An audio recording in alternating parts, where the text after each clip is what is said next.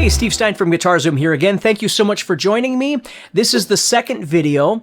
I was mentioning in the first video for my All About Intervals guitar course that's coming out, where we had set up the scenario of learning the definitions of all of these intervals.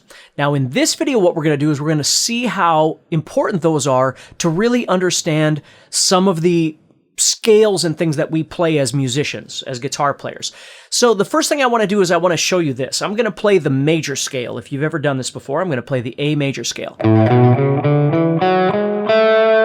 So when I play that, I'm playing the root, the major second, the major third, the perfect fourth, the perfect fifth, the major sixth, the major seventh, and then the root again. Okay, now I can also play that. I'm going to show you spread out a little bit differently. Oftentimes I like to play it in what's called a spread fingering. So I'm going to take these notes and I'm going to play them right here.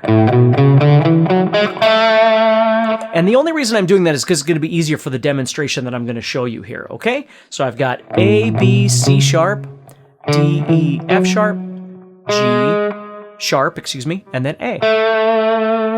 Okay, so here's the cool thing is if you understand what you're dealing with here with these intervals, what we can learn to do is quite simply just change some of these intervals into something else and we get a completely new scale, or mode oftentimes they're called.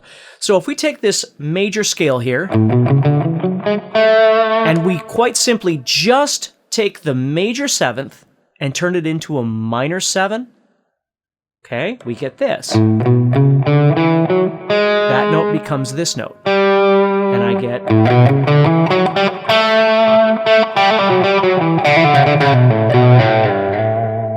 Okay.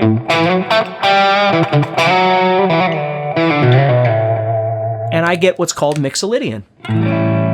Just by switching that major seventh to a minor seventh.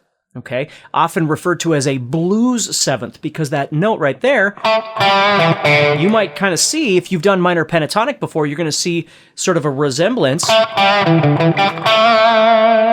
the minor pentatonic right there. But then we've got these other notes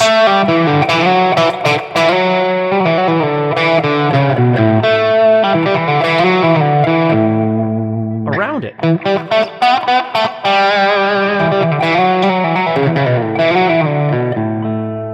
Okay? The other thing we could do, let's switch that back up to the major seven. And what we're going to do this time is we're going to take the perfect fourth, and we're actually going to raise that up to become that augmented fourth. And now,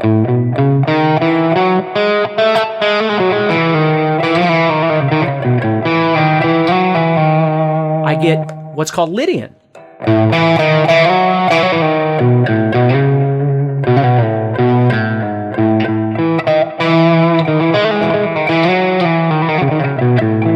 By changing that one note. Now, I'm going to talk about a bunch of other stuff in the course in All About Intervals. We're going to learn how to do all kinds of different things. But that's just a simple idea of now in your head, instead of just memorizing them, which is totally fine, but you'd actually understand why. You'd understand what a Mixolydian scale is, which is really just a major scale with that minor seven, or flatted seven, if you will, or that raised four, and understanding better how that works. So in the course, I'm going to go through so many different things like that, and we're going to go through them discussing chords as well, so we understand what people mean when they say major seventh, or ninth, or flat 13, or whatever these things might mean. And again, I give you a bunch of different shortcuts to memorize these things on your fretboard in different octaves, all sorts of different things like that. And of course, different things like ear training. You know, learning to hear these intervals can be really beneficial when you're writing songs or when you're improvising. But anyway, hopefully that helps you a little bit, gives you some ideas of some different things that you can do. So stay positive, keep practicing, and check out All About Intervals.